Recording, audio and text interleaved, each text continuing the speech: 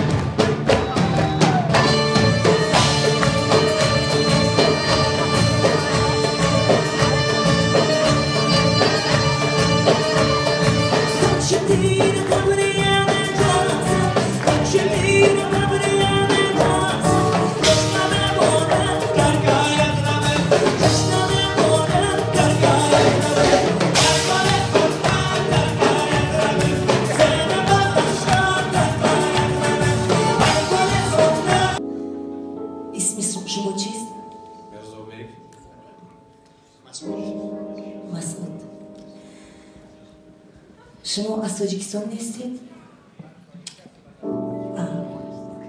بسیار خوب. حاضر ما برای شما یک سرودی که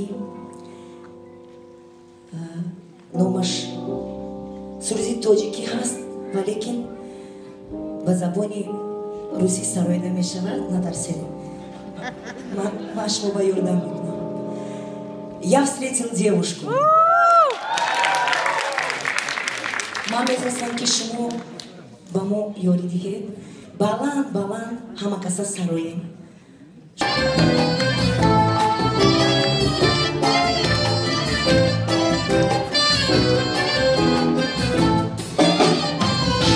Я встретил девушку полумесяцем гром, на щечке родинка.